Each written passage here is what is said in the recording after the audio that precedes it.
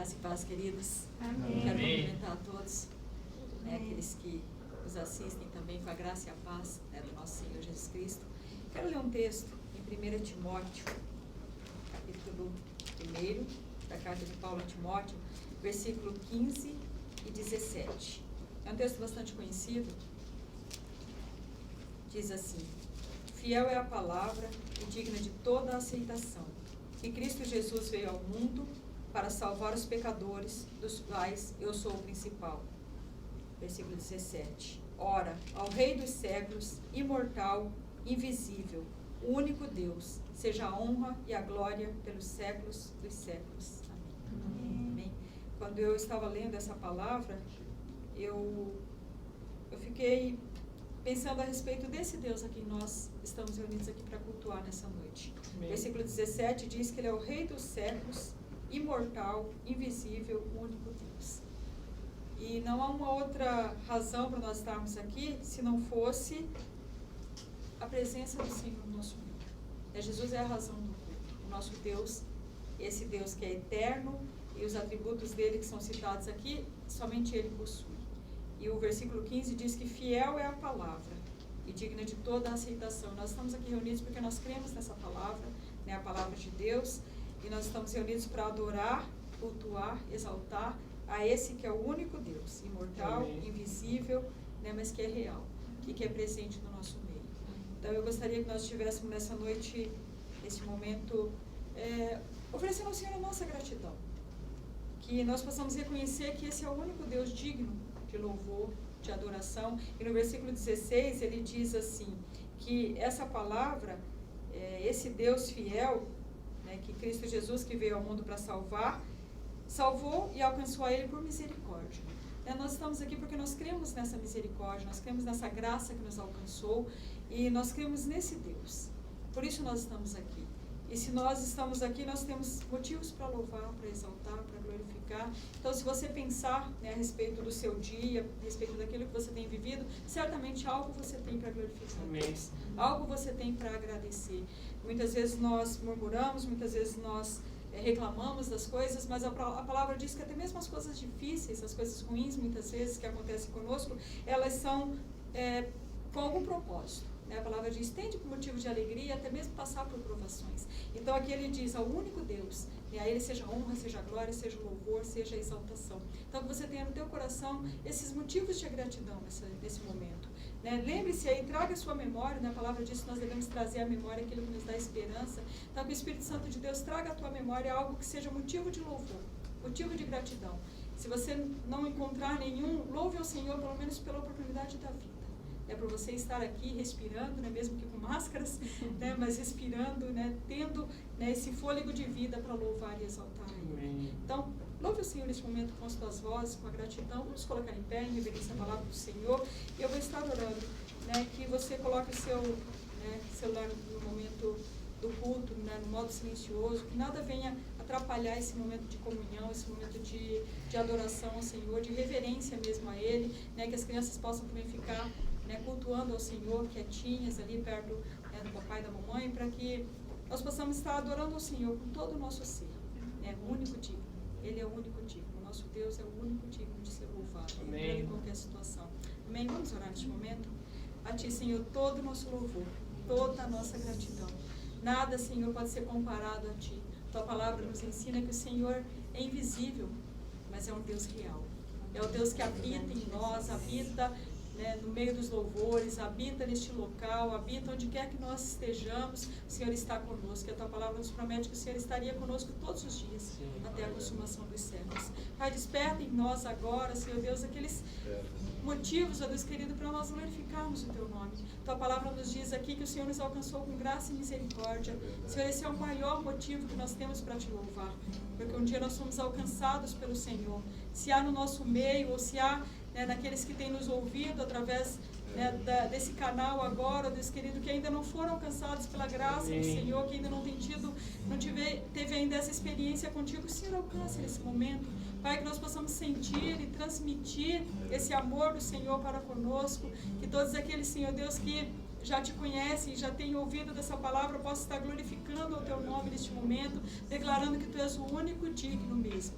único Senhor, o único Salvador, não há outro nome além do Senhor. E nós queremos oferecer o nosso culto, nós queremos oferecer a Ti a nossa adoração, nós queremos oferecer ao Pai querido o nosso sacrifício de louvor, que são lábios que adoram e que exaltem o Teu nome. Senhor, se há em nós, ó Pai, caminhos maus, se há em nós algo que nos atrapalha, que atrapalha a nossa comunhão neste momento, tira, Pai querido, de nós, tira deste lugar, tira desse ambiente, ó Pai, que nosso louvor possa fluir na Tua presença, que a nossa adoração possa chegar com um aroma suave diante de Ti. Ah, Senhor, que o Senhor seja glorificado. Sabemos que tão pouco nós fazemos por tudo aquilo, perante tudo aquilo que o Senhor já fez por nós. Por isso, Pai, leva-nos além nessa noite. Leva-nos, Senhor Deus, à Tua presença, e que o Senhor fale conosco de uma maneira tão profunda, que nós não saiamos deste lugar da mesma maneira, mas que algo do Senhor possa trazer um louvor, a exaltação, a glorificação, mas também a transformação no nosso coração. Tua palavra é fiel, ó Deus querido, ela é digna de toda aceitação.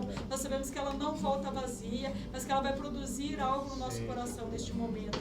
Nós exaltamos e glorificamos o Teu nome, Pai, e já apresentamos o nosso culto a Ti, como motivo de gratidão, de exaltação, ó Pai querido, de reconhecimento, de que Tu és Senhor acima de todas as coisas. Em nome de Cristo Jesus é que nós oramos e agradecemos. Amém.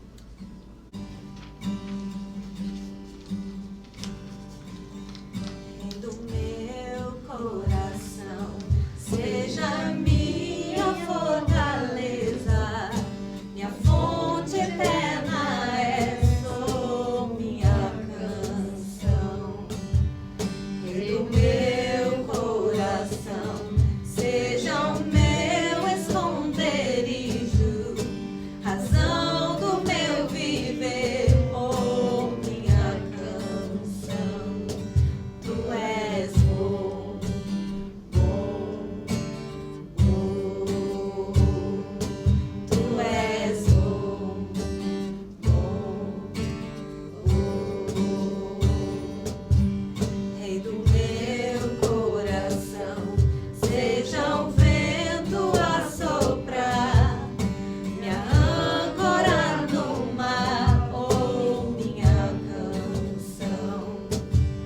Rei do meu coração, seja o fogo a queimar, a voz a ecoar, oh, minha canção.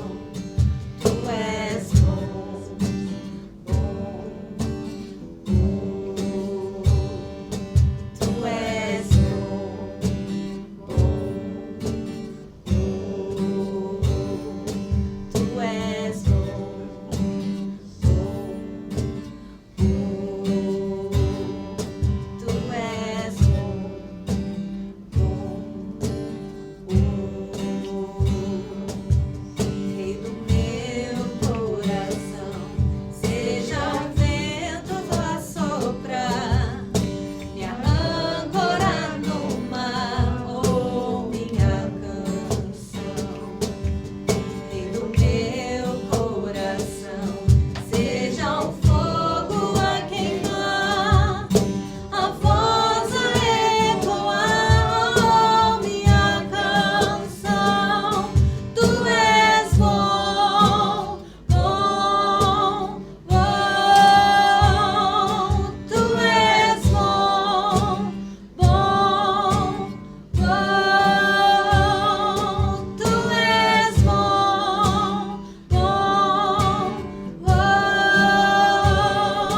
Tu és bom, muito bom, bom.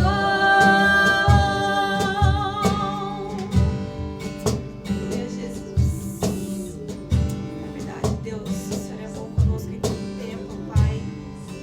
Deus, eu não sei, Senhor, aquilo que cada irmão tem passado, mas o Senhor conhece, ó Deus. Talvez seja motivo de alegria que ela está aqui hoje, mas talvez seja, Pai, porque está com o coração despedaçado, ó Deus, passando por dificuldades, lutas e aflições, ó Deus eterno. Mas, Pai, nós sabemos que o Senhor é bom em todo o tempo, ó Deus, seja na alegria, seja na tristeza, ó Deus eterno. Ó Pai, nós sabemos, Senhor, que o Senhor jamais nos deixará, Senhor.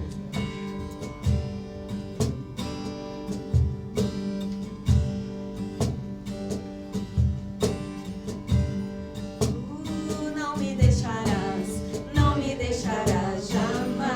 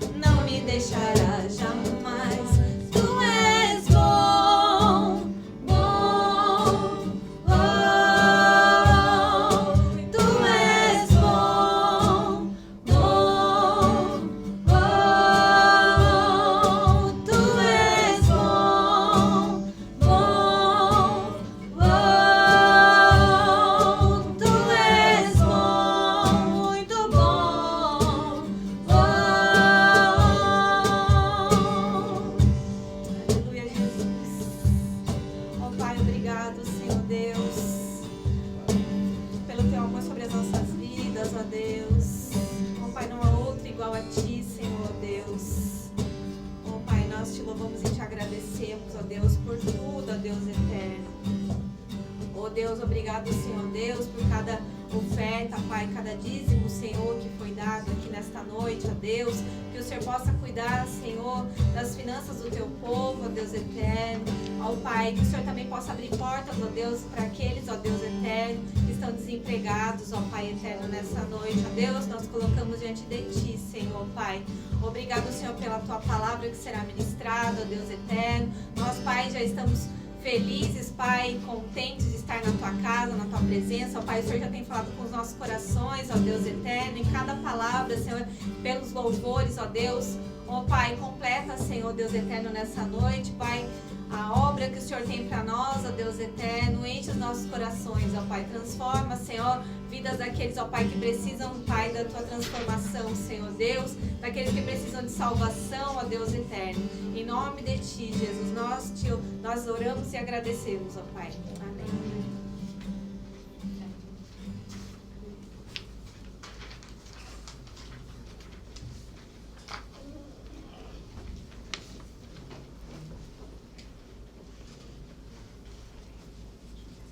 Pode tomar assento. Graças a paz, meus irmãos, tudo bem com vocês? Amém. Amém? Quantos estão felizes? Amém. Amém? Amém. Vocês estão aqui comigo? Amém. Amém. Que o Senhor renove as suas forças, que o Senhor renove a sua mente, que o Senhor fale o seu coração. Nós temos falado em algumas das pregações, o pastor tem pregado, o pastor Diogo, sobre expectativa. Se você não tem expectativa, a minha oração nessa noite é que o Senhor gere expectativa no seu coração. Deus tem sempre algo novo para nos falar. Eu tenho por certo e sem sombra de dúvida nenhuma que eu vou passar a eternidade tentando conhecê-lo e ele vai continuar me surpreendendo e me surpreendendo e me surpreendendo. Quando eu acho que eu conheço um pouco mais, é como se Deus olhasse para mim e falasse assim: calma, filho, você ainda tem um oceano para mergulhar, para conhecer. E a minha oração é que vocês saiam daqui com vontade de entrar nesse oceano, de conhecer mais a Deus. Eu tenho por certo às vezes que quando eu tento me aproximar mais de Deus, parece que eu só molhei o dedinho do pé. Mas eu quero avançar. E essa é a minha oração para vocês nessa noite. Amém? Amém. Dito isso, eu quero convidar você a abrir 1 Tessalonicenses capítulo 4. Enquanto você abre a sua Bíblia aí, eu quero dar as boas-vindas a Luísa, sogra da nossa irmã Leni, mãe do Abner. A senhora é jovem, eu fico até constrangido de chamar a senhora de senhora, né? Mas seja muito bem-vinda. Nós estávamos ouvindo falar bastante de você, estávamos ansiosos para conhecê-la. Quando a senhora estava no Brasil, nós estávamos orando para que a senhora estivesse aqui. Eu, vejo a alegria na cara dela, dos seus netos. Às vezes a Leni compartilha algumas fotos e isso é algo maravilhoso. Sinta-se em casa, seja bem-vinda sempre, as portas estão abertas, tá bom, dona Luiz? Então no final do término aí você... nós não podemos abraçar e cumprimentar, mas você chegue a ela e dirige as suas palavras ali de carinho a ela, tá bom? Dito isso, 1 Tessalonicenses no capítulo 4, nós entramos aí no capítulo 4 e nós vamos ler aí do versículo 1 ao 12, amém? 1 Tessalonicenses capítulo 4, do verso 1 ao 12, e no término da leitura nós vamos orar e pedir a iluminação do Espírito Santo. Todos acharam? Amém? Diz assim a palavra do Senhor: quanto ao mais, irmãos, já os instruímos acerca de como viver a fim de agradar a Deus, e de fato, assim vocês estão procedendo. Agora pedimos e exortamos a vocês no Senhor Jesus que cresçam nisso cada vez mais, pois conhecem os mandamentos que demos a vocês pela autoridade do Senhor Jesus. A vontade de Deus é que vocês sejam o quê? Santificados. Abstenham-se da imoralidade sexual. Cada um saiba controlar o seu próprio corpo de maneira santa, honrosa, não dominado pelas paixões de desejos desenfreados, como os pagãos que desconhecem a Deus. Neste assunto, ninguém prejudique seu irmão, nem dele se aproveite. O Senhor castigará todas essas práticas, como já dissemos e asseguramos, porque Deus não nos chamou para a impureza, mas para o quê? Santidade. Portanto, aquele que rejeita estas coisas não está rejeitando o homem, mas a quem? Deus, que lhe dá o seu Espírito Santo. Quanto ao amor fraternal, não precisamos escrever, pois vocês mesmos já foram ensinados por Deus a se amarem uns aos outros. E de fato, vocês amam todos os irmãos em toda a Macedônia. Contudo, irmãos, insistimos com vocês que cada vez mais assim procedam. Versículo 11: esforce-se para ter a vida tranquila, cuidar dos seus próprios negócios e trabalhar com as próprias mãos, como nós os instruímos, a fim de que andem decentemente aos olhos dos que são lá de fora e não dependam de quê? De ninguém. Vamos orar, pedir a bênção do nosso Deus, amém? Pai, nós estamos agora diante da Tua santa palavra, Senhor. Deus, nós entoamos louvores que engrandecem o Teu nome, e quero repetir que digno é o Cordeiro que foi morto, Senhor, e que Ele receba toda a glória nesta noite, Senhor Deus. Por isso, Senhor Deus, aquieta o nosso coração. Deus, nós queremos estar atento à Tua santa voz, Senhor Deus. Nós queremos ouvi-la. E não somente isso, Senhor, nós queremos atender a este chamado, Senhor Deus. Renova forças aqui neste momento, tira todo o cansaço físico, mental e espiritual, Senhor Deus. E que nós possamos sair daqui com a convicção que Deus falou comigo, Senhor Deus. Usa a minha vida com poder e graça neste momento, Senhor Deus. E que tão somente a Tua palavra chegue aos corações, Senhor Deus, trazendo fruto para o louvor da Tua glória, que eu oro e peço-te, Senhor Deus, em nome de Jesus. Amém, queridos? Uma breve recapitulação aqui do capítulo 3, onde ontem nós estávamos estudando, e deu vontade de ficar estudando, a palavra de Deus é incrível. E nós estávamos ali falando da preocupação e o amor que o apóstolo Paulo tinha por aquela igreja de Tessalônica. Nós já estudamos que o apóstolo Paulo foi arrancado à força, ele não queria sair do meio de seus irmãos, e diz que ele insiste em voltar por 2 vezes e Satanás o impediu. Mesmo assim ele não se deu por satisfeito, e o que ele faz? Ele pega um filho na fé, Timóteo, e envia. E nós vemos ali o Timóteo com o mesmo coração, sendo que Timóteo ele sabia do perigo que ele estava correndo, mas ele não importava, ele era um servo, disse ali que ele era um cooperador de Deus. Olha só que incrível, quando nós estamos servindo a obra de Deus, é Deus que nós servimos. Pode ninguém ver, né? Até o pastor não reconheceu o seu trabalho, mas ele reconhece, amém? O nosso estímulo, a nossa graça, o nosso desejo tem que ser diante de Deus, tudo que nós estamos fazendo. Apesar de ele ter uma estima muito grande, Timóteo, por Paulo, ele entende que eu também amo o Senhor, ele vai e se coloca naquela brecha, ele vai levar a palavra aos irmãos. Porque Paulo tinha uma aflição no coração, quando ele sai dali, era jovem, uma igreja, era uma jovem convertida ao Evangelho, e ali era um contexto de paganismo, e quando eles se converteram, eles tinham ataques dos seus próprios conterrâneos, porque eles deixaram os ídolos, eles se converteram ao único Deus verdadeiro. Isso era nítido na vida deles. Eles começaram a ser oprimidos, assim como Paulo foi arrancado de lá. E aí o que acontece? Paulo, angustiado no seu coração, não podendo ir, envia Timóteo, para que Timóteo fortalecesse e animasse a fé daqueles irmãos, a fim de que eles não fossem tentados por Satanás. E aí diz que Timóteo vai, a fim de fortalecer esses irmãos. Só que depois ele tem que voltar para trazer a notícia para Paulo. E aí eu fico imaginando, sempre que eu estou lendo, eu fico tentando imaginar, porque essa aqui é uma carta que Paulo parece que coloca o coração para nós analisarmos o coração dele. É como se Paulo tivesse assim: ei, Timóteo, será que o Timóteo está chegando? Não sei se ele ficou como aquele pai que espera o filho voltar de uma viagem, mas quando Timóteo chega e dá aquela boa notícia para ele, e diz que ele se sentiu como se tivesse vida de novo, recobrou o ânimo dele, o coração daquele homem. É como se Timóteo chega lá e fala: Paulo, não se preocupe, se você estava preocupado com a fé daqueles irmãos, eu quero falar para você, você tem que ver a fé daqueles irmãos.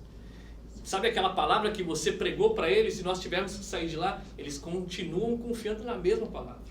Uau, e Paulo não consegue palavras para agradecer a Deus. E nós até falamos, tem situações da nossa vida que nós não sabemos como agradecer a Deus. Não sabemos se cantamos, se rimos, se choramos, se ajoelhamos, se calamos diante de tamanha maravilha. E Paulo não encontrava palavras para isso, mas Paulo ainda não se contenta. Eu fiquei feliz com a notícia, mas Paulo tinha um desejo intenso de ver. Diz que ele ora insistentemente a Deus para que o levasse a ver aqueles irmãos. Olha o coração dele, queridos. E eu tenho falado, quando nós queremos algo, nós insistimos. É assim ou não é? Ou é só comigo? Ou só com meus filhos? Que meus filhos, quando quer uma coisa, irmão, fica ali: pai, eu quero, hein? Tá, filho. Pro filho, até falando aqui pros os filhos que estão presentes aqui. Quando a gente pede um negócio pro filho e ele não tá muito afim, ele faz de conta que não ouve. Ah, o senhor pediu? A senhora pediu? Nossa, nem percebi. mas promete um negócio que ele gosta pra você ver. Não esquece nunca mais. Ele vai lembrar. E se você prometer data e hora, meus filhos ficam olhando no calendário, que dia que vai chegar o Natal. Tá lá em janeiro, eles ficam assim, pai, é porque meu aniversário, ó, guardem aí. Meu aniversário é dia 26, depois do Natal. E eles sabem certinho, eles vão lá e falam, pai, aqui é seu aniversário, né? Falar, aqui é o Natal, hein? Então, aí eles já começam a fazer a lista de presente pra mim. Não esquece. E aí eles insistem naquilo. O coração de Paulo parecia de uma criança diante de um pai. É isso que Deus é para nós, um pai, amém? Nós podemos levar os nossos pedidos a Ele, seja um pedido lícito. E Deus sabe o que é melhor para nós, amém? Ele vai atender o pedido do nosso coração se tiver de acordo com a sua vontade e se Ele vê que Ele quer fazer aquilo. Mas Ele insistia por algo lícito. Eu quero ver meus irmãos, eu quero ver meus irmãos, eu quero ver meus irmãos. E ali estava o coração daquele homem. Queridos, eu não sei vocês, eu tenho comentado nisso. Nessa pandemia, meu coração estava assim, eu quero ver meus irmãos. Eu estava na internet, eu e essa câmera aqui. Era uma câmera, não essa aqui exatamente, uma câmera que eu tenho no computador. E eu tenho comentado isso. A Regina tinha, o pastor já conhece como ela é em casa. Ela fechou a porta do outro lado, já agilizava a janta antes para ir para a sala, fechava 2 portas, que eu tenho 3 filhos pequenos. Eu não poderia privá-los durante 1 hora e meia também. E aí eu ficava sozinho aqui conversando. E dava um desespero, eu falava, irmãos, deixa a câmera ligada para ver que tem alguém aí do outro lado, um ser humano, alguma coisa. E o meu coração angustiado por aquele tempo. E hoje nós temos a tecnologia, Paulo não tinha tecnologia. Paulo dependia da notícia de Timóteo, e se Timóteo chegasse, porque Timóteo corria perigo. Ele coloca aquela carta na mão, coloca Timóteo nessa viagem para que ele trouxesse como fala assim, as boas notícias dele. E aí depois, o que acontece? Paulo escreve essa maravilhosa carta de 1 Tessalonicenses. Talvez se Paulo não tivesse passado tanto aperto, se Paulo não tivesse sido privado e impedido por Satanás, eu creio que nós não teríamos esse tesouro tão precioso que é a carta de 1 Tessalonicenses, amém? Até nisso Deus trabalha. E Paulo nem estava pensando na gente, nem sabe que a gente existiria. Mas Deus, através desse plano, Ele eternizou um ensinamento precioso para nós. E Ele quer nos ensinar mais uma vez aqui, amém? Então, a partir do capítulo 4, aqui o apóstolo Paulo ele vai mudar o conteúdo da carta. Isso aqui é importante nessas transições. Nos primeiros 3 capítulos, Paulo estava olhando para o passado, para o início da igreja. E ele estava olhando para aquele tempo onde ele estava passando por aflições, onde ele foi retirado da igreja à força praticamente. Então Paulo ele olha para trás, vê aquilo que Deus está fazendo na vida da igreja. Timóteo traz a boa notícia do que está acontecendo ali ainda, fruto daquilo que foi plantado quando Paulo estava lá. Mas agora Paulo, do capítulo 4 ao 5, Paulo agora quer olhar para o presente da igreja, para o momento que a igreja está vivendo. E Paulo também, depois nós vamos ver isso, que Paulo está apontando para o futuro. Então Paulo olha para trás, os primeiros 2, 3 capítulos eles estão entre a gratidão de Paulo a Deus por aquilo que ele estava fazendo e a sua defesa por supostas acusações. Mas agora Paulo, do capítulo 4 ao 5, ele vai centrar, ele quer concentrar no presente agora naquilo que está acontecendo e aquilo que é necessário, essencial que aconteça, e depois ele vai falar um aspecto futuro que nós não vamos tratar isso aqui hoje. Uma das coisas que alegrava o coração de Paulo ali, a parte da fé e a parte do amor, era a expectativa que aquela igreja tinha na segunda volta de Jesus Cristo, amém? Eu não sei se você já se pegou pensando nisso. Na Maranata, a hora vem, Senhor Jesus, quando o Senhor virá? Eu sempre lembro da esposa do pastor, o pastor sabe disso. Ela fala que agora ela está dirigindo, acho que ela não faz isso, mas diz que quando ela ia no passageiro, ela ficava olhando para as nuvens. E quando aparecia um sol por detrás, alguma imagem, ela ficava imaginando assim, nossa, se Jesus sair dali de trás, algo parecido, a expectativa que nós temos no coração de que Ele voltará. A esperança nossa, queridos, é que Cristo vai voltar, amém? Todas as mazelas, elas serão desfeitas, toda a maldade, a injustiça que nós vemos hoje, nossa, o que acontece? Parece que Deus está sentado ali de mão cruzada. Não. Ele está escrevendo um livro e diz que um dia Ele julgará tudo que está escrito ali. Toda a nossa vida vai ser exposta diante dEle. Aquele dia chegará. Para uns será dia de glória. Eu estava conversando isso com o Kennedy, né, num discipulado. Kennedy, para nós vai ser algo maravilhoso, olhando para aquele tempo, é o noivo, né, vindo de encontro à noiva, é aquela sensação. Naquele tempo era o noivo que vinha, né, hoje é a noiva que demora, faz aquele, né, faz parte, né, da tradição, mas era o noivo que vinha de encontro à noiva, e ele virá, nós somos a noiva disso. Nós estamos esperando, mas para um será. Montes caiam sobre nós, que é chegado o dia da ira do Cordeiro. Então Paulo sabia e alegrava o coração, porque Aquela igreja estava na expectativa da volta de Cristo. E para quem não sabe, a igreja primitiva, ela vivia nessa expectativa constante, como se Cristo estivesse para voltar a qualquer momento. Quando você vai ver a igreja em Atos, aqueles irmãos repartiam, vendiam, faziam de tudo, porque, vamos viver de maneira intensa, porque Jesus já está chegando às portas. E eles viviam daquela maneira, então Paulo sabia disso, e a expectativa do cristão não é viver enraizado nessa terra. Nós vivemos aqui, mas nós olhamos para uma esperança futura, amém? Então Paulo não queria que essa igreja tão somente estivesse com a sua expectativa somente no porvir, naquilo que viria, e se esquecesse da sua vida aqui. Isso pode ser um extremo. Não, bom vai ser lá no céu, lá eu vou adorar Jesus, lá eu vou levantar a mão, glorioso, vou tirar, né? Ali sim, mas aqui não. Aqui a gente vai trabalhar, ganhar dinheiro, estudar, tirar diploma, não. Paulo está mostrando para nós que enquanto nós estamos esperando aquele grande dia, nós temos que se importar sim com o nosso estilo de vida aqui. É isso que Paulo chama a atenção quando ele vai no versículo 1. Quando ele fala de tudo aquilo que ele já tinha falado no capítulo 3, ele vai dizer no versículo 1, quanto ao mais, irmãos, já instruímos acerca de como viver a fim de agradar a Deus, e de fato assim vocês estão procedendo. Então aqui, apesar aí da autoridade do apóstolo Paulo, ele vai trazer uma exortação àquela comunidade. E aí ele vai lembrar aquela comunidade de que maneira que eles deviam viver. Ele fala que já instruiu de como eles deveriam agradar a Deus. Diz lá no Evangelho de João 8,19 que Jesus já fazia sempre isso. Jesus, ele vivia para agradar a Deus. Jesus, ele estava aqui no mundo, mas ele fala, não vim para fazer a minha vontade, mas a vontade daquele que me enviou. Jesus estava todo o tempo aqui afirmando com a sua vida e com as suas palavras que ele estava aqui tão somente para cumprir a vontade de quem? De Deus. E é isso que Paulo quer lembrar ele. Olha, eu quero trazer de novo para vocês de que maneira vocês devem viver. Nós já instruímos acerca disso. Então Paulo está batendo mais uma vez na tecla. O que Paulo vai dizer a esta igreja não é novo. E talvez o que você vai ouvir aqui não seja novo. E se for novo, que Deus te conceda mais vezes para que você ouça isso. Nós precisamos dia após dia ouvir a respeito daquilo que a palavra tem a nos dizer, amém? E aí ele vai falar aqui da maneira que nós devemos agradar a Deus. E a grande preocupação daqueles que tiveram ali um encontro real com Cristo, tiveram seus pecados perdoados, eles viviam tão somente para agradar ao Senhor. Essa tem que ser a nossa expectativa. Se você diz que teve um encontro real com Jesus Cristo, que você teve os seus pecados perdoados, né, lavado e remido no sangue do Cordeiro, a sua preocupação deve ser agradá-lo. E é isso que Paulo vai chamar a nossa atenção. Então Paulo vai apelar para a memória. Ele vai dizer, já instruímos acerca de como viver a fim de agradar a Deus. Ou seja, que o intuito das instruções aqui era levar a uma vida prática. É interessante que ele vai falar aqui viver para agradar a Deus. Ele não está dizendo aqui ter conhecimento do que era agradar a Deus, não. Então ele está nos chamando e dizendo, em outras palavras, que as instruções que estão escritas nesse livro da Bíblia são para que cause algo na nossa vida ao ponto de nós vivermos aquilo. Ele fala, olha, eu estou instruindo, trazendo para vocês acerca de como vocês devem viver para agradar a Deus. Então você percebe que a vida cristã não é uma mera religião. É um estilo de vida. Então olha só o que ele vai dizer aqui.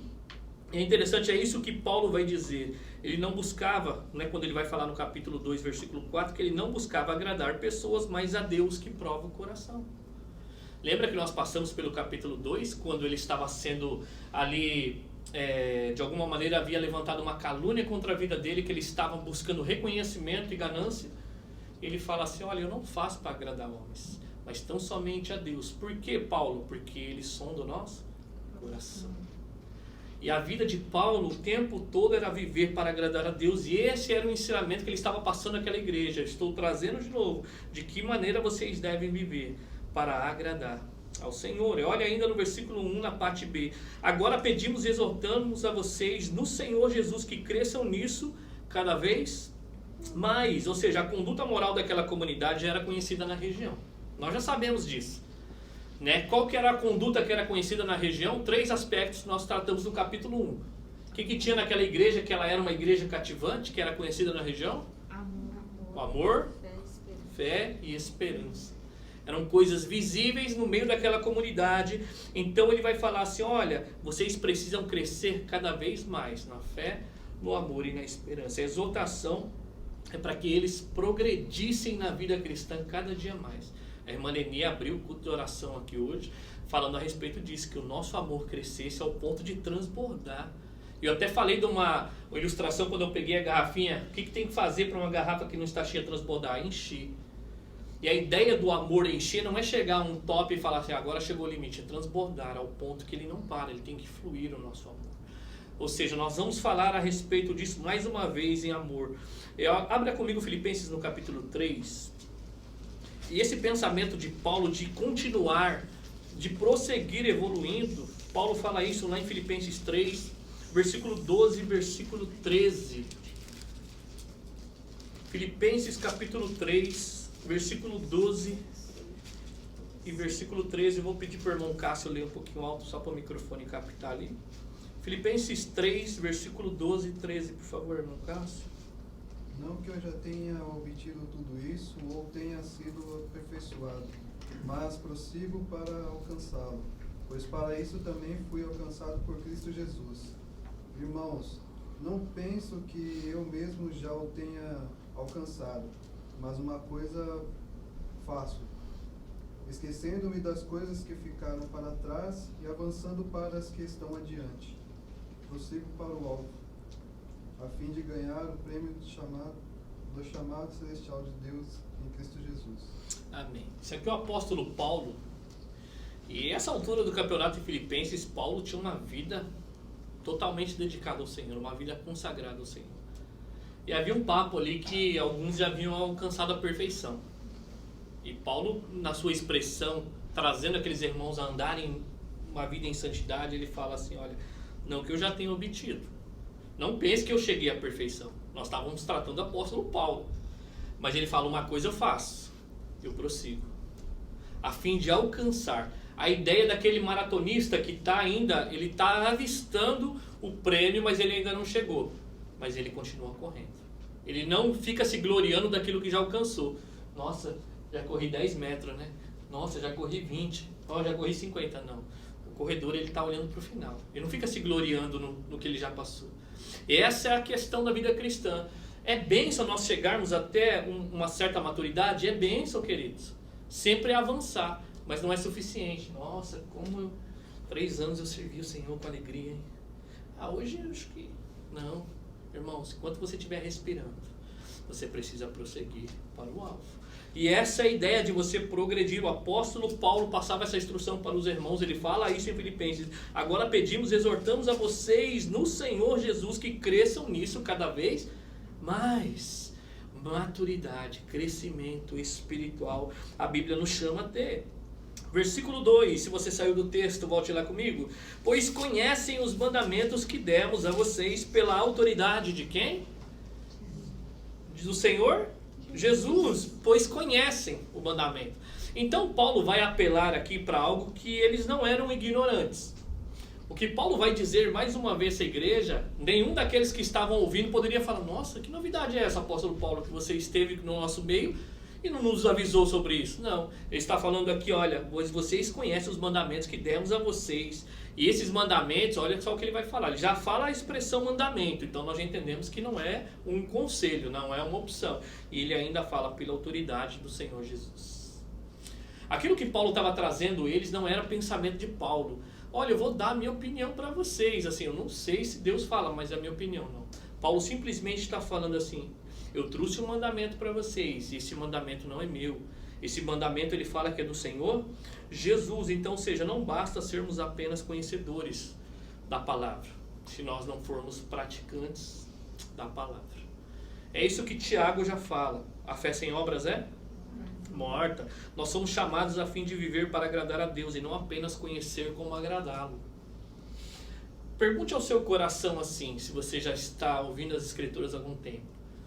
Quantas coisas você sabe que agrada a Deus, mas ainda você não colocou em prática? Eu tenho que fazer essa pergunta ao meu coração. Porque a ideia aqui não é saber como agradá-lo, mas de fato viver como agrada ao Senhor. Então Paulo primeiro apela para o conhecimento, e essa é a intenção do pai. Não adianta eu disciplinar meu filho se eu não ensinei a fazer aquilo. Seria uma injustiça. Pai, por que eu estou apanhando? Porque você fez isso, mas nem sabia que podia fazer isso. Mas a partir do momento que eu ensino meu filho, e ensino, eu vejo que ele aprendeu, mas ele anda em rebeldia, aí sim eu disciplino ele. Mas a ideia aqui é, olha, nós falamos a vocês da maneira que vocês vivem. Não adianta vocês só saber da maneira que deva viver, mas vocês de verdade devem viver como agrada ao Senhor. Então Paulo era apenas um ministro do Senhor. Por isso a importância aqui, Paulo sempre se alegrava, porque eles receberam a nossa palavra, não como palavra de homens, mas como palavra de Deus. E por isso que é importante as escrituras serem pregadas. Por isso que é importante que cada vez que a escritura é pregada, vocês têm que ser como os bereanos, que era um povo que tinha na Bíblia, que eles, era o apóstolo Paulo, está pregando, legal, vamos chegar em casa? Verdade, a Bíblia fala. E aí, irmãos? Essa é a realidade que a Bíblia nos chama de conhecer a palavra, aquilo que agrada a Deus, mas não somente isso, mas colocar aquilo em prática. E se essa palavra anunciada vem do próprio Deus, nós devemos dar muita atenção para aquilo que está sendo dito. Eu vou ser meio cauteloso naquilo que está sendo dito, porque existe, queridos, eu sei que vocês sabem disso, tem crentes aqui que são maduros na fé, que tem pessoas que abrem a Bíblia e falam aquilo que a Bíblia não está falando. Então não julgue somente as escrituras porque ele pegou a Bíblia lá, lançou, falou, nossa, abriu a palavra de Deus, eu recebo. Ô glória! Mas irmãos, você precisa saber aquilo de fato que as escrituras estão dizendo. Por isso que nós insistimos na pregação, por isso que nós insistimos para que vocês participem de discipulado, por isso que nós insistimos que vocês aprofundem nas escrituras, a fim de que vocês mesmos cheguem ao conhecimento da palavra de Deus. E a partir do momento que você chega ao conhecimento também, você compromete a sua vida em obedecer ou não obedecer. Em conhecer mais o Senhor. E olha só, então, se essa palavra vem de Deus que está sendo anunciada, se esse livro tão precioso, se esse aplicativo que você tem no celular, no seu iPad, que está escrito Bíblia, é a palavra de Deus, você tem que estar atento e levar muito a sério aquilo que está sendo dito ali, que nós devemos fazer ou deixar de fazer. Amém? Essa é a ideia de Paulo. Então Paulo vai falar no versículo 3, de que maneira então Paulo, nós temos que perguntar, que maneira é essa que você instruiu esse povo que eles devem viver para agradar a Deus? Versículo 3, a vontade de Deus é que vocês sejam o quê? Santificados. Então Paulo monta tudo isso, prepara o coração deles para eles não tivessem uma desculpa, falar assim, nunca ouvi falar, não, vocês ouviram, nós repetimos, então agora eu vou falar o que nós instruímos para que vocês vivessem para agradar a Deus. E nós poderíamos perguntar para a Bíblia assim, Senhor, como eu posso viver para agradá-lo? Santidade. Santidade não é perfeição, nós vamos chegar lá, nós estamos caminhando para isso. Santidade é separação. Deus separou você para Ele. E nós falamos que Deus é um Deus zeloso, que é um Deus ciumento, que Ele trouxe você para Ele. Ele quer que você viva para Ele. E não pense que Deus é egoísta, não. Se Ele trouxe você para viver para Ele, saiba que Ele escolheu o melhor para você. Amém? Não deixou você solto ao seu próprio pecado. Então a vontade de Deus é a vossa santificação. É a ideia aqui. Podemos aí não ter assim o conhecimento de toda a vontade de Deus, a não ser a vontade dele preceptiva. O que é isso? Aquela que é revelada nas Escrituras. Deus deve trocar de carro, sim ou não? Não sei, irmão. Deus dá sabedoria para nós tomarmos certas ações. Mas aquilo que diz nas Escrituras, um ponto central é que nós devemos viver em santidade. Uma vida separada para Ele. Porque diz que Deus, nós estávamos num reino chamado trevas, mas Ele nos transportou para o reino do Seu Filho amado. Ele nos separou. Assim como Ele arrancou aquele povo do deserto que vivia escravizado em Satanás não, pelo faraó, e Ele transporta eles para que pudesse prestar culto tão somente a Deus. É uma analogia da nossa vida cristã aquilo ali. Ele nos tirou do império das trevas e nos transportou para o reino do Seu Filho amado. E agora Ele está trabalhando em nós para que nós venhamos viver para Ele. E a santidade pela qual Ele se refere aqui, queridos, é num aspecto negativo. O que é isso? O aspecto positivo é aquilo que nós devemos fazer. Quando você, a vontade de Deus é que você faça, aspecto positivo. A vontade de Deus é que você não faça, aspecto negativo. Então existem essas duas vontades de Deus na nossa vida enquanto a santidade. Aquilo que nós devemos fazer, também é recorrente à santidade. E o que ele vai falar aqui é de um aspecto negativo. Aquilo que nós devemos deixar de fazer. E eu tenho por certo, se ele está falando para esse povo e para nós também deixarmos de fazer, porque de alguma maneira nós temos uma inclinação, de alguma maneira nós sofremos alguma tentação, ou nós somos bombardeados de todos os lados. Por isso que ele fala, olha, vocês devem fazer aí no versículo 3, na parte B, abstenham-se da imoralidade, o quê? sexual. Nós vamos entender a palavra, ela é um pouco ampla aqui, a palavra grega aqui para imoralidade sexual, tá bom? A palavra que é usada aqui é porneia, tá bom? E essa palavra aqui em algumas versões vai dizer prostituição. Alguém tem aí a versão prostituição na Bíblia? Tem algumas pessoas que tem aqui prostituição. No original vai dizer porneia. E na NVI vai dizer imoralidade sexual. Então o termo aqui significa pecado sexual, tá bom? Relações sexuais ilícitas, atividade sexual ilícita. Então é uma atividade sexual ilícita, tá bom? Então toda relação sexual que não está no casamento entre o homem e uma mulher na Bíblia é imoralidade sexual. Que não está dentro do casamento. Por que eu tenho que falar entre homem e mulher? Nos tempos que nós vivemos, e infelizmente nós temos que falar isso. Isso aqui não era comum até no século passado. E você fala assim, há um casamento entre o homem e a mulher. Porque quando você falava de casamento no passado, se pressupõe que o casamento era um casamento entre o homem e a mulher. Hoje nós temos que fazer esse disclaimer, né? O casamento que a Bíblia fala, qual é o casamento que a Bíblia fala? Entre o homem e uma mulher. Então toda relação sexual que é fora desse casamento segundo a Bíblia é tratado como imoralidade sexual. É isso aqui que ele está falando. Eu chamei vocês para viver de maneira santa, para que vocês abstenham, saia dessa vida, dessa imoralidade, dessa relação sexual fora dos padrões de Deus. Qualquer relação sexual que é fora do casamento, ela é uma relação ilícita que nós chamamos de imoralidade sexual, que é porneia ou prostituição. Amém? E uma dessas aqui é o adultério. O adultério aqui é a troca de cônjuge por outro parceiro dentro de uma relação. É quando você já está dentro de uma relação, mas você resolve viver uma aventura fora da sua relação de casado. Isso aí nós chamamos de adultério. Eu estava lendo um livro muito interessante, Pecados Intocáveis, a Leni está lendo também, onde a introdução do livro ele fala muito sobre isso, como a nossa cultura deu uma aliviada na palavra pecado. Hoje não é mais roubo, hoje ele cometeu um delito. Hoje não é mais um adúltero, agora ele cometeu um caso. Ele teve um caso com a mulher lá, né? Caso. Não, a Bíblia é muito forte, fala assim, cometeu adultério. E às vezes a gente vai dando nomes bonitinhos ao pecado, para que o pecado parece que se sinta um pouco mais, né, inofensivo, mas olha só, a troca de cônjuge dentro do seu casamento é considerado adultério, ou seja, imoralidade sexual. A impureza sexual também é trocar o chamado de Deus, a castidade na vida de solteiro, por sexo fora do casamento, também é isso. O que é isso aqui? Você não casou ainda, mas você quer ter uma vida de casado.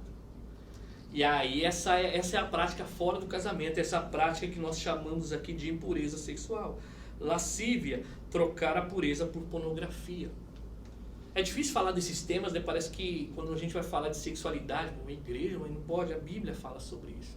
E se a Bíblia está nos chamando a atenção aqui, é porque ela quer que nós venhamos de fato dar atenção e viver isso. Lascívia, pornografia, ou seja, é você viver uma relação tentando imaginar alguma coisa, uma ação sexual mais fora do casamento.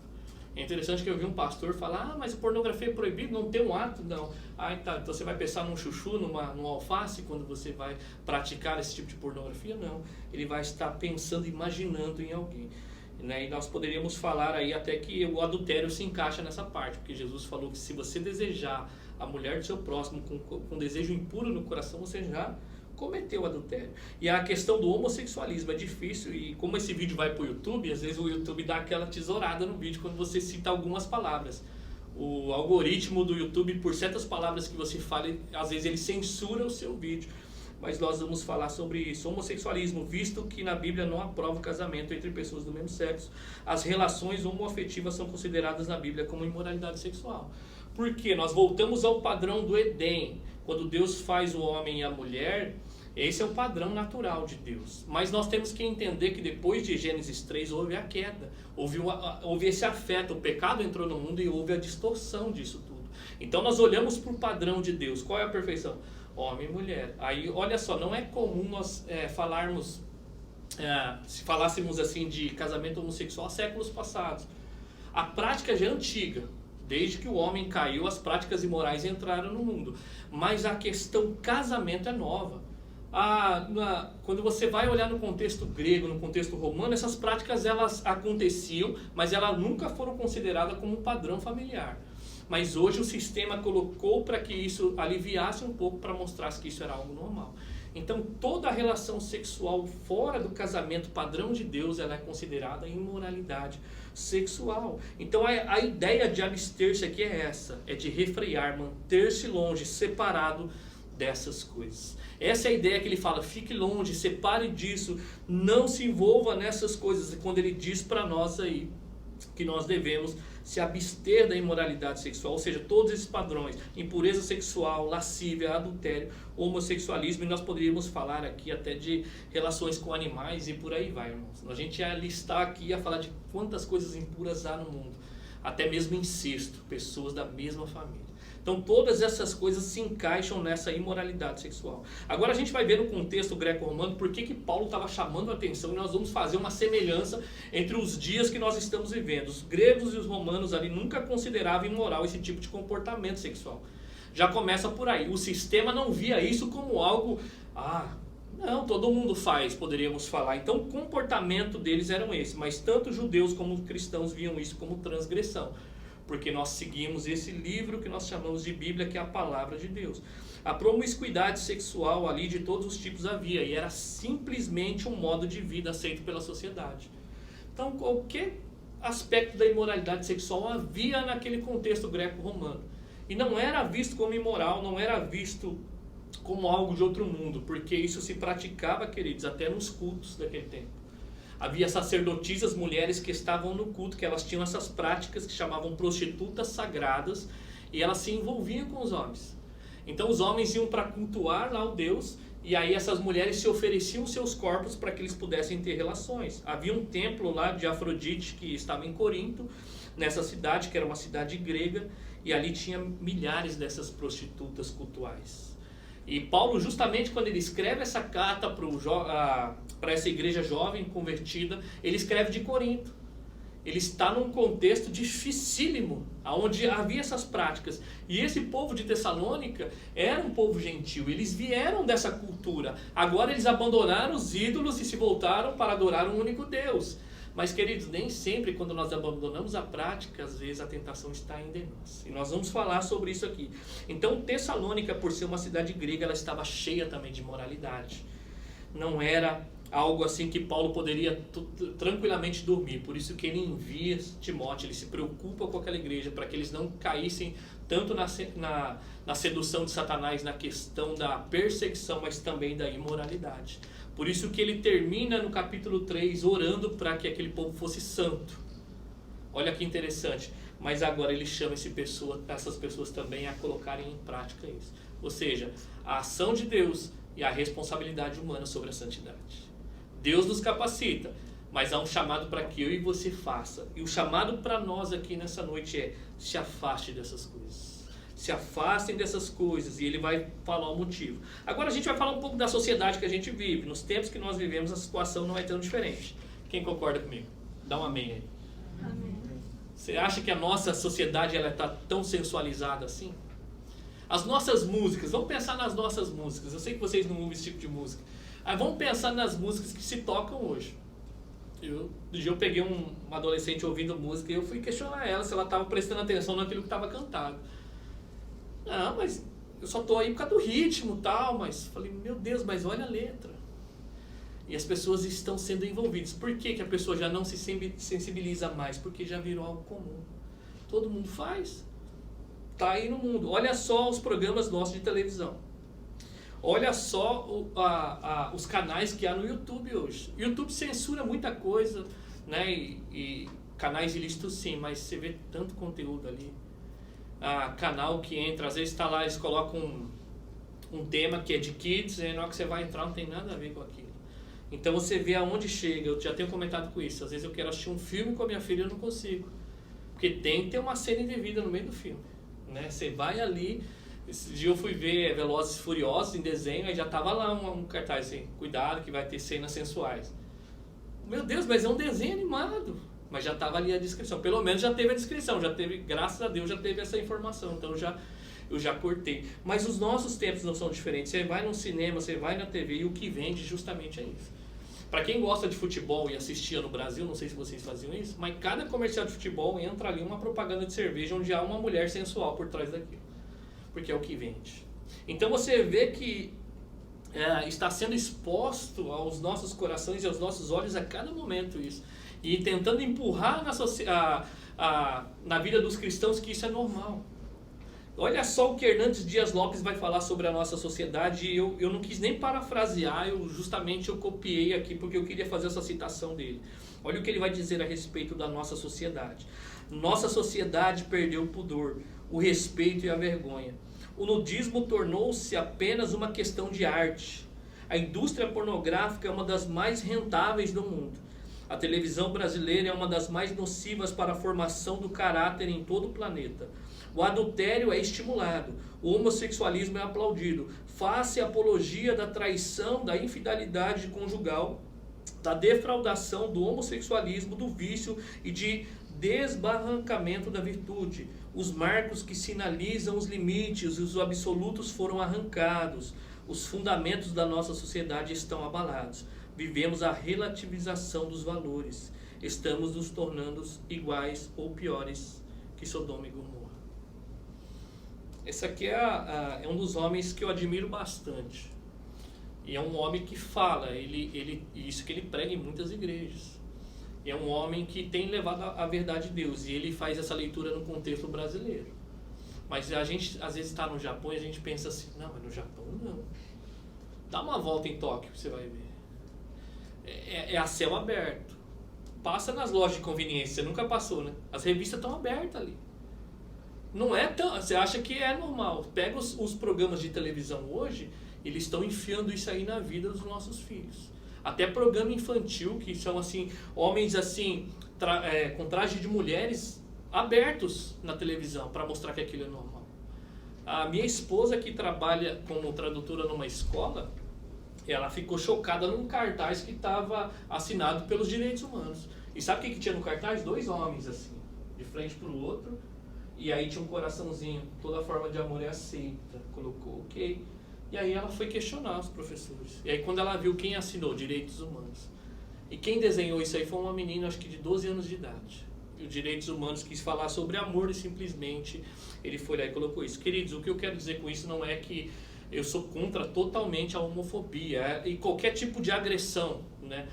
Isso nós temos que falar, nós cristãos não fomos chamados para fazer isso. Mas nós temos que separar as coisas. E isso foi meio que colocado numa sala de crianças. E a Regina questionou, por que isso aqui na escola de crianças de 12, 11, 10 anos de idade? Ou seja, vocês querem ensinar de que maneira que eles devem se relacionar? E de alguma maneira nós vemos a sociedade empurrando em nós algum tipo de imoralidade para fazer com que isso seja normal. O contexto de Tessalônica não era diferente, o contexto de Corinto não era diferente, o nosso contexto não é diferente. O próprio Hernandes Dias Lopes fez uma leitura que nós estamos iguais ou piores a Sodoma e Gomorra. E queridos, e cada vez parece que o mundo está cada vez pior nessa questão. Os valores se perderam. Agora os jovens, as meninas e os meninos que eram virgem antes, agora é uma vergonha. Se não tiveram uma relação sexual antes do casamento, é uma abominação. Você tem que ter, não? Como que é isso? Você vê os valores trocados.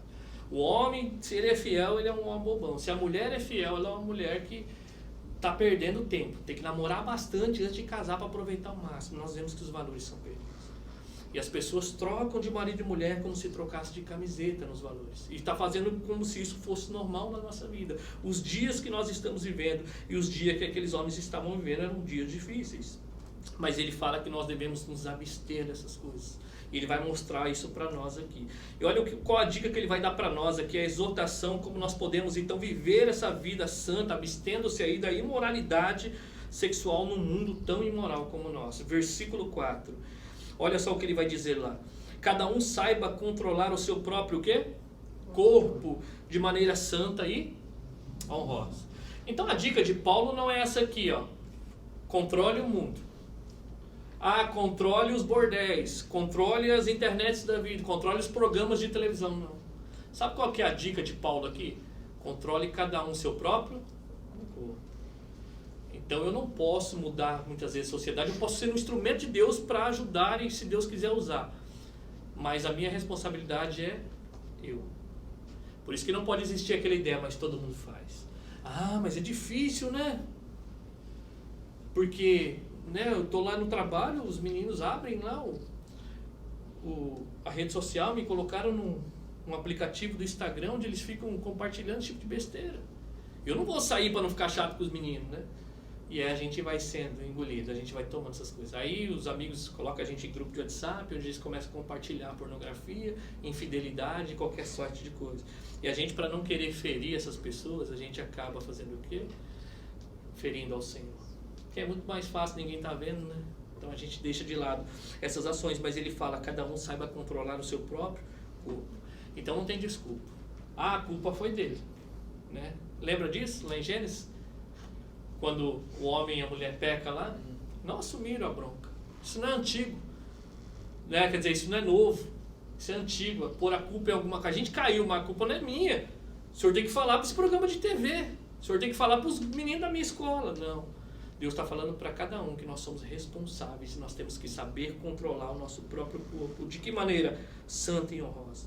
E o próprio corpo do cristão aqui, ele foi remido e lavado pelo sangue do Cordeiro. 1 Coríntios capítulo 6, verso 18, e do versículo 18 ao 20. Pedi essa leitura para o pastor Diogo, essa voz de locutor de rádio. Pastor Diogo. 1 Coríntios capítulo 6, do versículo 18 ao versículo 20. Fujam da imoralidade sexual, todos os outros pecados que alguém comete, fora do corpo os comete. Mas quem peca sexualmente, peca contra o seu próprio corpo. Acaso não sabe que o corpo de vocês é santuário do Espírito Santo, que habita em vocês, que lhes foi dado por Deus, e que vocês não são de vocês mesmos? Vocês foram comprados por alto preço, portanto, glorifique a Deus com o seu próprio corpo. Uau! Aqui ele foi bem claro, acho que se eu traduzir eu estrago o texto aqui. Então ele fala assim, fugir da impureza, qualquer outro pecado que uma pessoa comete fora do corpo, é fora do corpo, mas aquele que pratica a imoralidade peca contra o próprio corpo. Havia um pensamento que rondava naquele tempo que o que a gente fazia no corpo, os gnósticos, não afetava o espírito. Aí você imagina, né? Nossa carne é terrível. Aí você fala assim, não, o que você faz aí, não, o importante é a sua relação aqui interior com Deus. Não, ele fala assim, o seu corpo é santuário do Espírito Santo de Deus. Ou não sabeis disso? O próprio Deus habita em você e você tem que conduzir o seu corpo de maneira santa. Lembrando que Corinto era uma cidade parecida com Tessalônica, que era um contexto grego, de idolatria, onde eles praticavam esses atos sexuais. Mas ele fala aqui, ó, que nós devemos aqui fugir dessas coisas. Agora, pois, glorificai a Deus com os vossos corpos. Lembra de Romanos capítulo 12? Oferecei os vossos corpos como sacrifício vivo, santo e agradável a Deus. Em outras palavras, toda a sua existência, todo o seu ser deve glorificar a Deus. Por isso que a impureza sexual ela é tão ofensiva a Deus, porque nós pecamos no corpo. Eu vou ler para você Romanos capítulo 6, versículo 12. Olha só o que vai dizer lá também. Não reine, portanto, o pecado em vosso corpo mortal, de maneira que obedeçais às suas paixões. Não reine.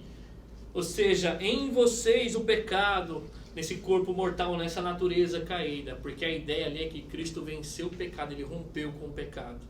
E nós em Cristo, o pecado perde a sua força. O pecado nos tenta, nós caímos, mas ele perde a sua força em Cristo Jesus. Por isso que ele fala, não reine. O pecado não deve mais governar você, não tem essa desculpa. Ah, foi mais forte do que eu. Não. Ele fala, não reine, você tem que abandonar essas coisas. O apóstolo Paulo em 1 Coríntios 9, 27 diz que ele esmurrava o próprio corpo, para que depois de ele pregar a outros, ele mesmo não vinha a ser reprovado. E a ideia é de mortificação, de sujeitar a carne, de não ceder a esses desejos. Eu esmurro meu próprio corpo, eu sujeito o meu próprio corpo. Por quê? Porque ao não ser pregando a outros, aí, porque Paulo pregava o evangelho, eu mesmo não venho a ser reprovado. Efésios capítulo 5, versículo 3, olha o que vai dizer lá. Entre vocês não deve haver nem sequer menção de imoralidade sexual, como também de nenhuma espécie de impureza e de cobiça, pois essas coisas não são práticas para os santos. Aí agora, olha só que o apóstolo Paulo lá em Efésios fala assim, entre vocês não deve haver nem menção dessas coisas. Sabe aquele papinho que você está no serviço, na escola, e as pessoas começam a falar em duplo sentido? Ou aquele fundo de sexualidade. A gente fala, entre vocês não deve nem haver menção desse tipo de coisa. Porque não, isso aí não é apropriado aos santos. E às vezes a gente começa ouvindo uma historinha, despertando a curiosidade. Ah, é? Quem foi mesmo?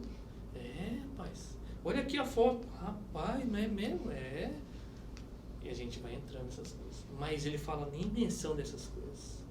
Porque essas coisas podem tomar conta da nossa mente, amanhã do nosso coração, e quando a gente vê, já está lá no pecado, praticando. Então ele fala, olha, entre vocês não devem haver nem menção dessas coisas, como também de nenhuma espécie de impureza e cobiça. Essa é a ideia do apóstolo Paulo. Se abstenham dessas coisas, fujam dessas coisas. Eu, quando falava com jovens, eu falava para eles, olha só, queridos, pecado não dá para brincar. Eu falava para eles, seja radical, quebre o seu telefone se preciso for. Com pecado é assim. Jesus falou, se a sua mão direita te faz pecar, faz o que com ela? Esconde no bolso? Arranca. Claro que ele não está falando para você se automutilar. O que ele está falando é, com pecado não se brinca. Com pecado você precisa ser radical. Se precisar parar de um lugar, para de ir. Se você vê que ainda não é apropriado para fazer tal coisa, fuja. É isso que José fez quando foi tentado pela mulher de Potifar. Ela ficou com a capa dele, e depois ela acusou ele, nós já sabemos a história. Mas ele, não brincou com a carne não. Ele ficou, eu sou crente, cheio do Espírito Santo. Pode vir para cima de mim que eu aguento. Não. Aquela mulher foi para cima dele simplesmente, corre. Tem situações na nossa vida que nós temos que evitar. Tem grupos da rede social que nós temos que sair. Tem pessoas que nós temos que bloquear. Tem lugar que nós temos que deixar de frequentar. Para quê? Para se abster dessas coisas. Você não pode brincar com essas coisas. Se você sabe que essas coisas elas podem afetar você, queridos, não importa se as pessoas vão falar que você não gosta de homem, que você não gosta de mulher, não importa. O que importa é que você, com o Senhor, a quem você quer agradar. Deus chamou para que você o agradasse, não agradasse as pessoas, amém? E olha só, no versículo 5 ainda ele vai dizer aqui a respeito de saber controlar o próprio corpo de maneira honrosa, não dominado pelas paixões de desejos desenfreados como os quem? Os pagãos que desconhecem a Deus. Então ele vai falar aqui, ele vai fazer um contraste aqui.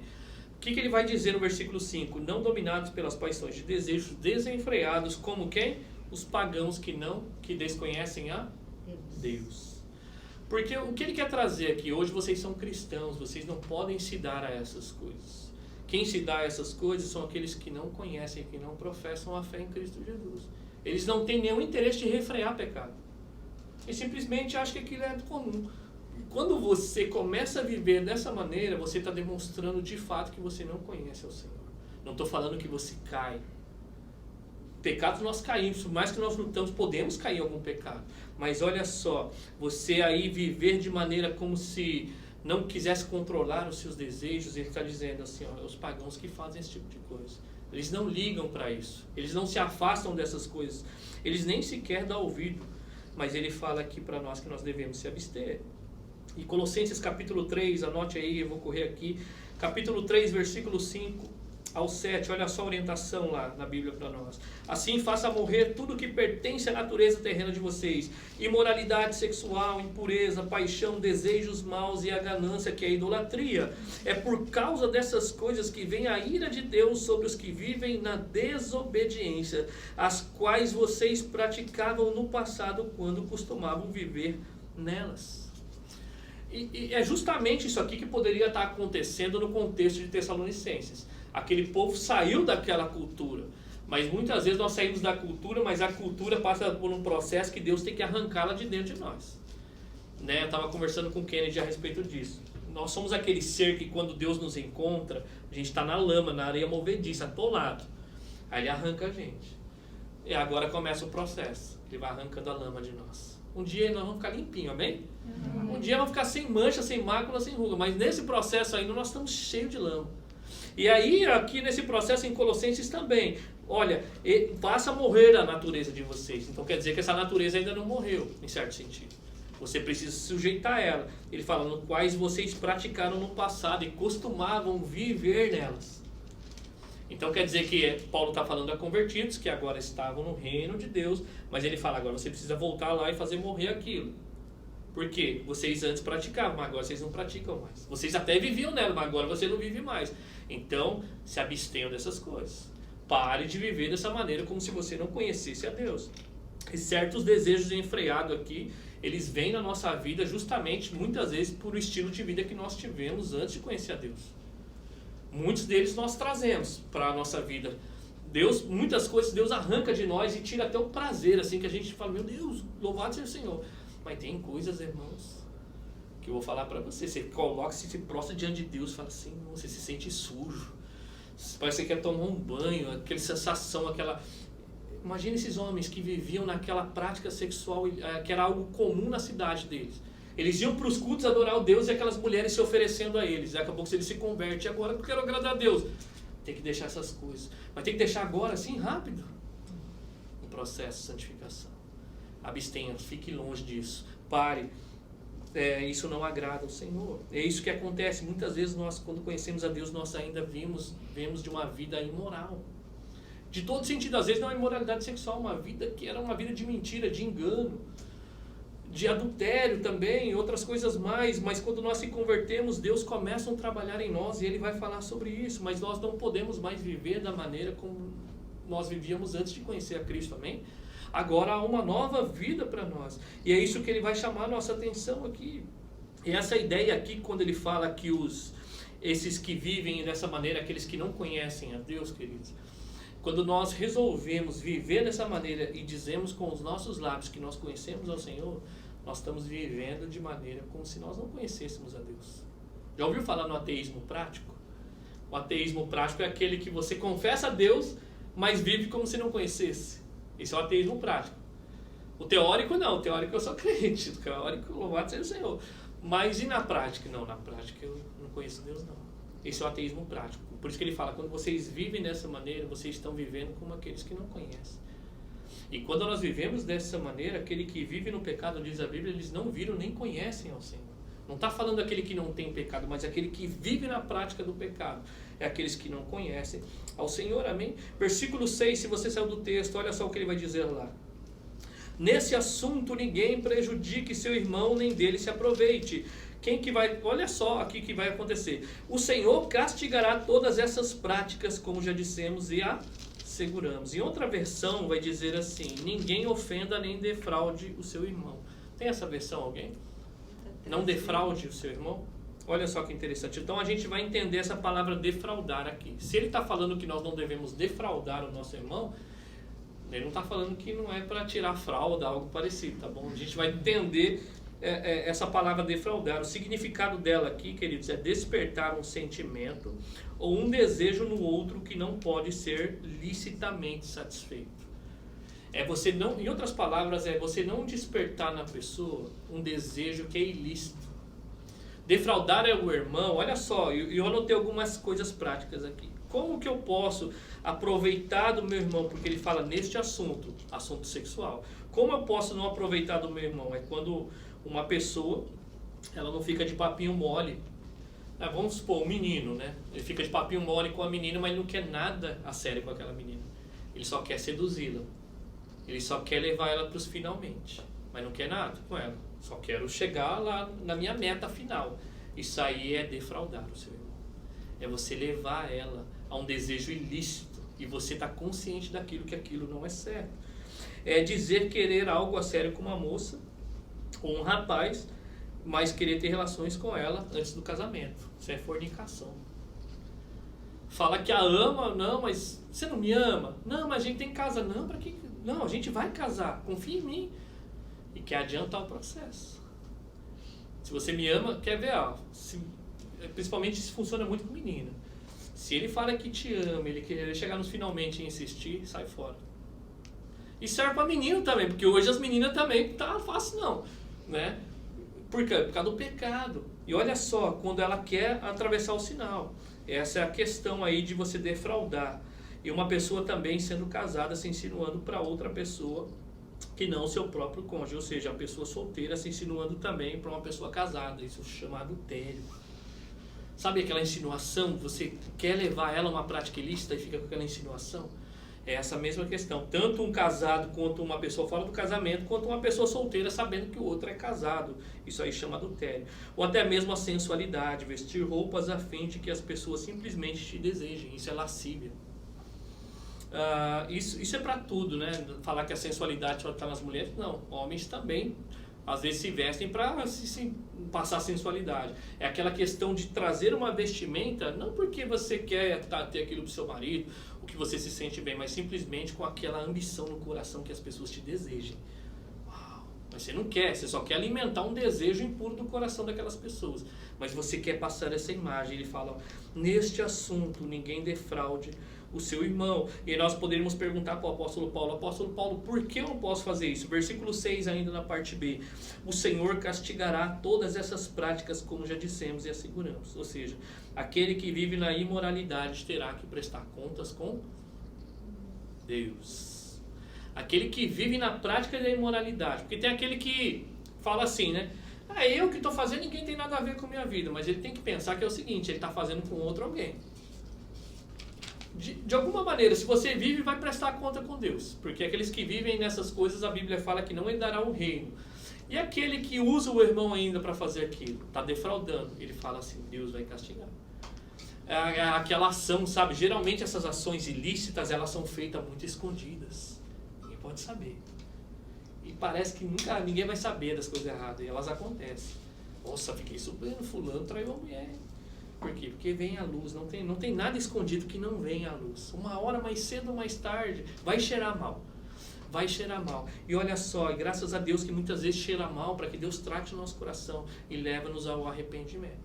Mas muitos, queridos, vão viver atolado no pecado. Mas ele está falando assim, vai chegar um dia que Deus vai prestar conta com essas pessoas. Ele fala assim, e ele castigará essas práticas.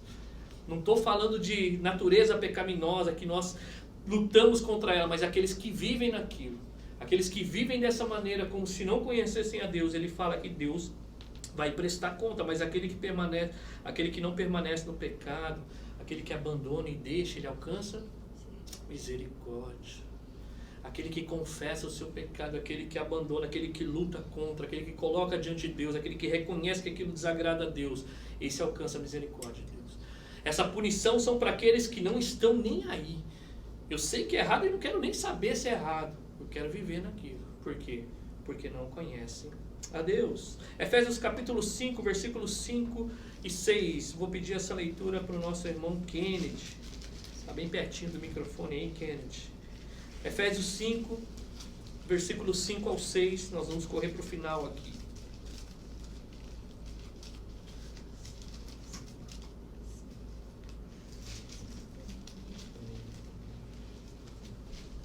Efésios 5.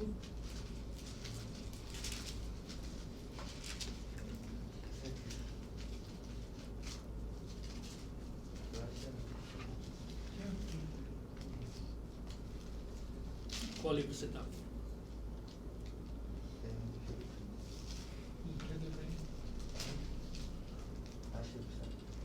Efésios. Capítulo 5, versículos 5 e 6. Sabei, pois isto, nenhum incontinente ou impuro ou avarento que é idólatra tem herança no reino de Cristo e de Deus.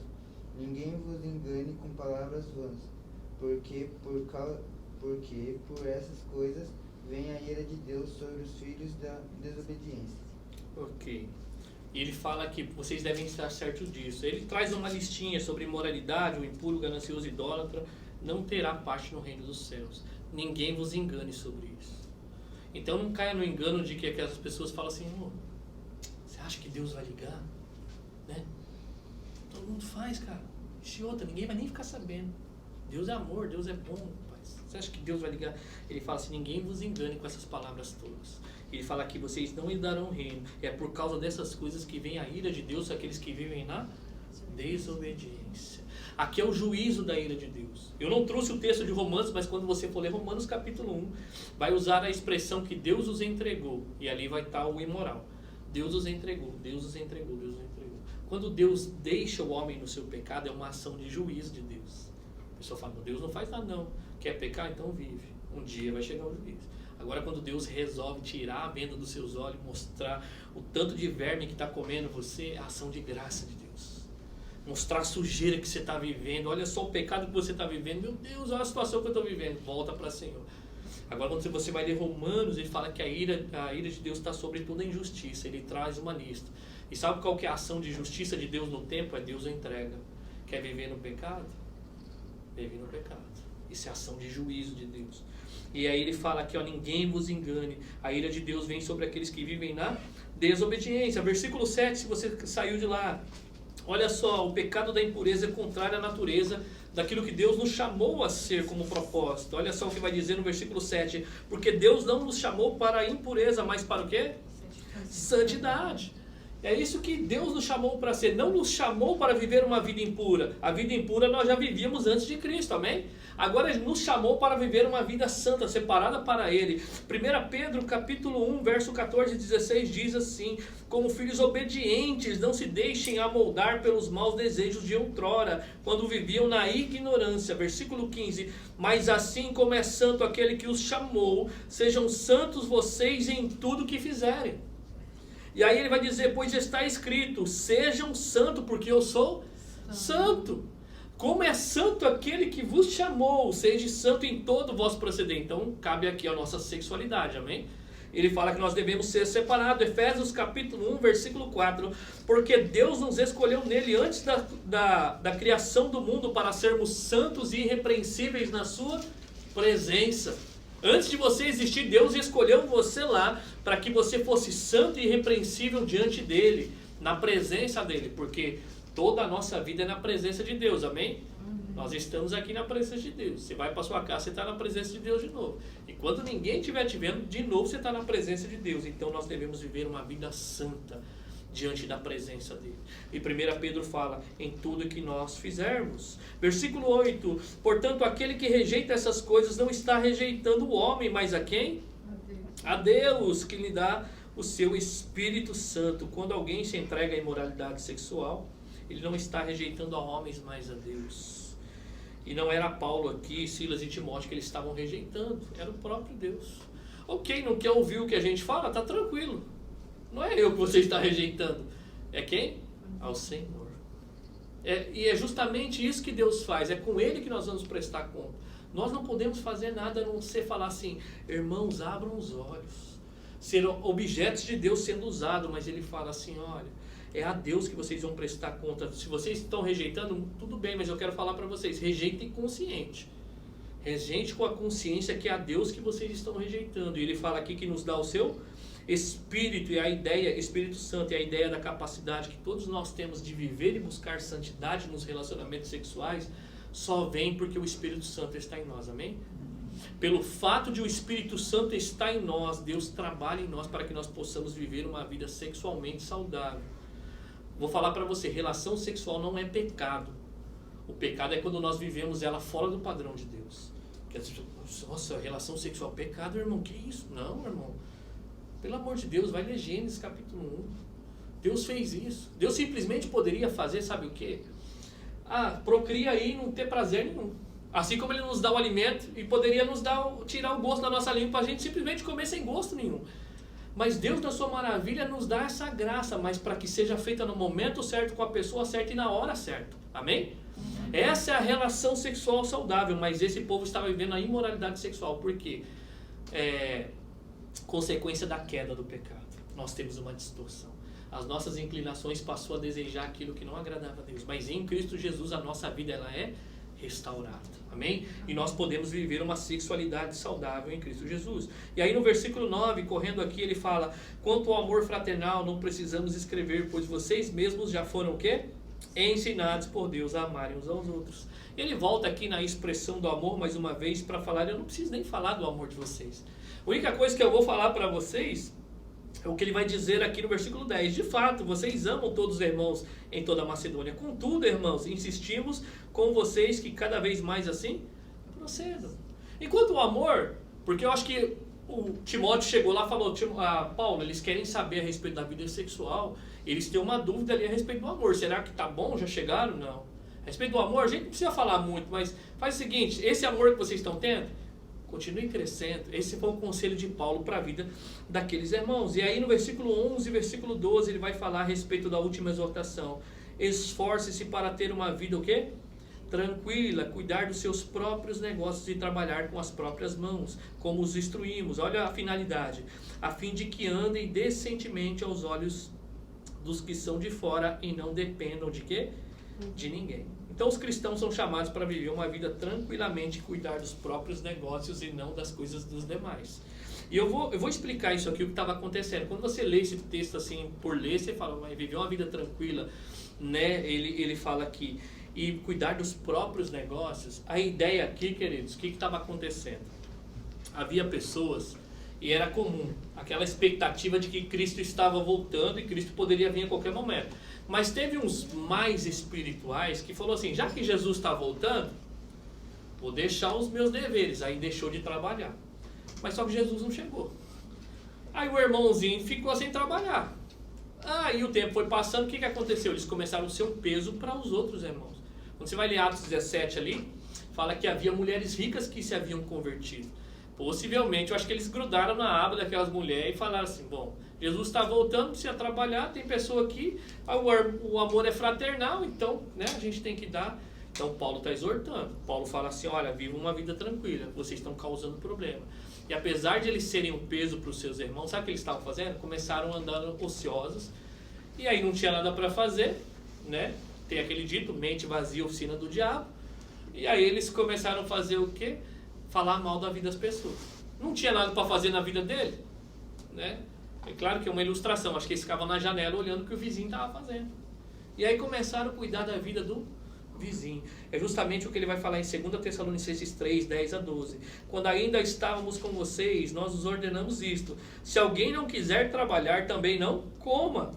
Pois ouvimos que alguns de vocês estão ociosos, não trabalham, mas andam se intrometendo na vida alheia.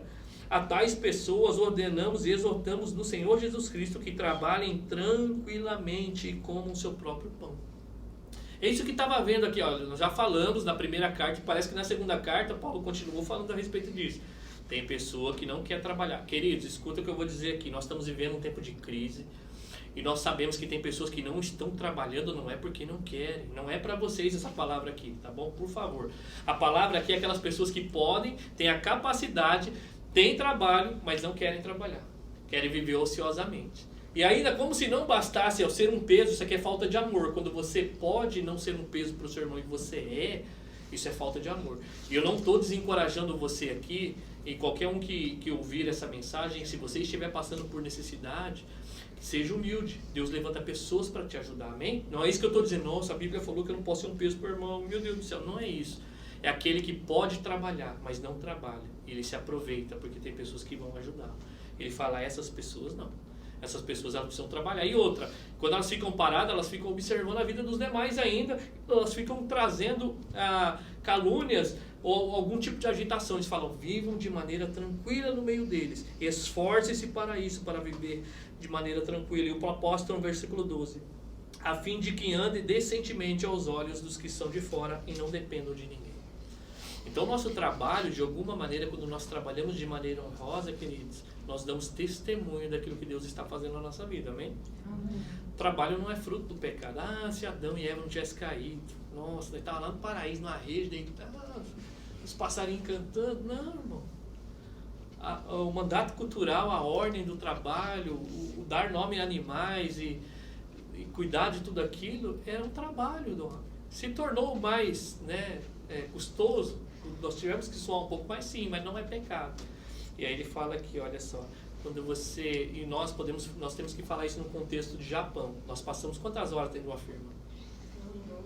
12 horas, né? Quando não é 6 vezes por semana, né? Dona Luísa chegou aqui, já tá reconhecendo, né? Chegou agora do Brasil. Isso aqui é assim, Dona Luísa. A rotina nossa de trabalho é muito intensa. E nós temos que ter cuidado com isso aqui. De o nosso trabalho bem feito testemunha a Deus na nossa vida. Né? Não, mano, não vejo a hora de chegar na igreja aqui no serviço, não. Estou aqui só porque Jesus não voltou ainda. Porque se Jesus voltasse, nem aqui eu estava. Não, irmão. Quando você trabalha de maneira eficiente, quando você cumpre com seus horários, você glorifica a Deus, você dá testemunho. Porque muitas pessoas sabem no local de trabalho que nós somos cristãos. E se você der um mau testemunho, a primeira coisa que eles vão pensar assim, ser crente igual aquele ali? Você não, hein? Não. E aí eles vão lá e trabalham e se esforçam. Não, nós somos chamados para dar um bom testemunho no trabalho, amém? Nós vamos terminar com algumas aplicações aqui, queridos. Deus nos chamou para viver uma vida santa. Essa é a vontade de Deus para a sua vida. Se você tem alguma dúvida sobre a vontade de Deus para a sua vida, que nós não sabemos a resposta, vamos orar, né? Coloque seu pedido de oração, nós vamos orar. Mas uma coisa eu tenho certeza, Ele quer que você viva de maneira santa. E essa maneira santa que Ele nos chamou a viver hoje é na pureza sexual da nossa vida. A única maneira de viver uma vida em santidade dentro de uma relação é o mandato de Deus, o mandato natural entre o homem e uma mulher e dentro da relação de casamento. Todo relacionamento que é fora do casamento é considerado como imoralidade que não agrada ao Senhor, amém? Nós temos que tomar cuidado, que nós vivemos num sistema que nós vamos ser tentados dia após dia. Lutero tem uma frase dele, eu quero terminar com essa frase, que ele diz assim: não podemos impedir que os pássaros voem sobre as nossas cabeças, mas podemos impedir que eles façam ninho sobre elas. Olha que interessante, ele fala, nós não podemos impedir que os pássaros voem sobre nós, mas nós podemos impedir que eles façam ninho nas nossas cabeças. E aí ele vai dizer aqui, olha, assim também nós podemos nos livrar de sermos tentados. Não podemos livrar de sermos tentados, mas podemos lutar para que não caiamos em tentações.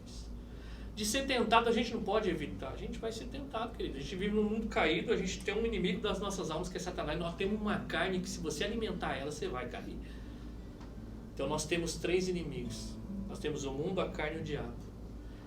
E eu penso que o pior não é o diabo, o pior somos nós mesmo, que dormimos com nós 24 horas e andamos com nós para cima e para baixo. Mas Deus dá graça, amém? A tentação ela vem. E Deus não tenta ninguém, nós somos tentados pela própria cobiça do nosso coração. E assim como nós não podemos evitar de ser tentados, nós podemos, com a ajuda do Espírito Santo, evitar que nós venhamos cair na tentação. Nós somos chamados a viver essa moralidade sexual, porque ela agrada ao Senhor. Deus nos chamou a santidade. E quando nós desprezamos isso de maneira prática, é a Deus que nós estamos desprezando e não ao homem. Eu quero orar pela sua relação, se você é casado. E se você é solteiro, eu quero orar pela sua relação. O desejo está em nós, Deus nos fez assim. O desejo não é ilícito, agora de maneira que nós canalizamos esse desejo, ele pode trazer consequências graves, tanto para as pessoas que não estão ao nosso redor, quanto o juízo de Deus sobre a nossa vida. E se você está com o seu cônjuge aí perto, eu quero convidar você a estar perto dele, neste momento. Se você não está também, não se constranja com isso e traga ele à sua mente. Se você é pai, querido, não importa se seu filho tem 2, 3 anos, o momento dele vai chegar. Então abençoe a vida do seu filho. Instrua ele sobre essa questão do relacionamento sexual um quanto antes. E mostre a luz da Bíblia, não deixe que o mundo ensine os seus filhos. E nós vamos orar pelas famílias no dia de hoje, amém? Amém. Nós queremos orar também pelas famílias que não estão presentes, para que Deus nos guarde. E vamos fazer isso nesse momento? Então traga aí o seu cônjuge, o seu filho na sua mente que não estão presentes. E os demais irmãos dessa comunidade nós queremos terminar orando e clamando ao nosso Pai.